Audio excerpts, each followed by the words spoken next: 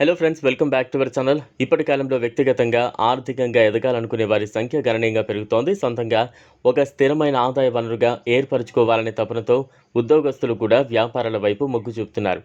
అయితే చాలామందిలో పెట్టుబడి వ్యయాలపై భయం ఉండటంతో వారు వ్యాపార ప్రారంభానికి ముందడుగు వేయలేకపోతున్నారు. కానీ మార్కెట్లో తక్కువ పెట్టుబడితో మంచి ఆదాయం తెచ్చిపెట్టే ఎన్నో బిజినెస్ ఐడియాలు ఉన్నాయి. అలాంటి వాటిలో ఒకటి ఉత్తమమైన బిజినెస్ ఏంటో ఇప్పుడు చూద్దాం. ఇప్పుడు చూస్తే మినరల్ వాటర్ సేవించే వారి సంఖ్య క్రమంగా పెరుగుతోంది. ఒకప్పుడు కేవలం సిటీల్లోనే ఈ అలవాటు కనిపించేది. కానీ పల్లెల్లోనూ ప్రజలు మంచినీటిని కొనుక్కుని తాగే స్థితికి వచ్చారు. దీనివల్ల వాటర్ ప్లాంట్ వ్యాపారానికి డిమాండ్ పెరిగింది. మరియు బిజినెస్ని ఎలా మొదలు పెట్టాలి, ఎంత పెట్టుబడి అవసరం, లాభాలు ఎలా ఉంటాయి ఇప్పుడు తెలుసుకుందాం. ముందుగా శుద్ధ ప్రక్రియను అవసరమైన వాటర్ ప్యూరిఫికేషన్ యంత్రాలను కొనుగోలు చేయాలి. ప్రారంభ దశలో చేతితో నడిచే మాన్యువల్ మిషన్లు సరిపోతాయి. వ్యాపారం అభివృద్ధి చెందిన తర్వాత ఆటోమేటిక్ మిషన్లపై దృష్టి పెట్టచ్చు.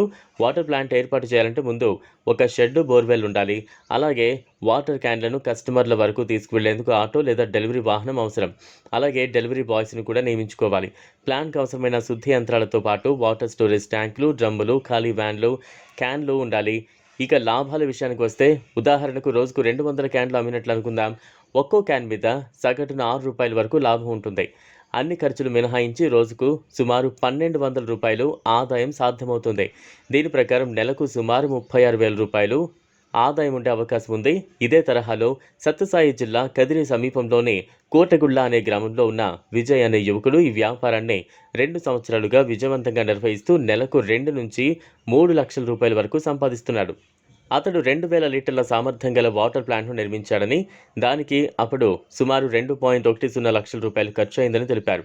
ఒక ఊరిలో సుమారు 2,000 ఇళ్లు ఉన్నాయని భావిస్తే కనీసం అందులో సగం ఇళ్లకు ఒక క్యాన్ అవసరమవుతుంది. ఒక్కో క్యాన్ను రూ. 7కు విక్రయిస్తే రోజుకు రూ. 14,000 వరకు ఆదాయం ఉంటుంది. నెలకు 2 లక్షలకు పైగా లాభం మిగులుతుంది. మంచినీటి లభ్యత ఉన్న ప్రదేశంలో ప్లాంట్ ఏర్పాటు చేయడం చాలా కీలకం.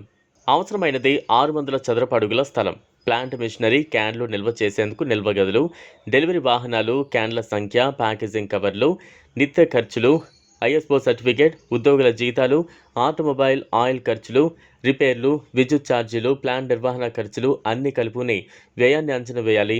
మొత్తం మీద మీ వ్యాపారం చిన్న స్థాయిలో మొదలుపెట్టి శ్రద్ధగా నిర్వహిస్తే స్థిరమైన ఆదాయ వనరుగా మారుతుంది.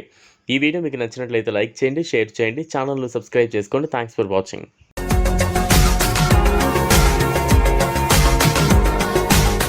మరిన్ని అప్డేట్స్ కోసం మా ఛానల్ని సబ్స్క్రైబ్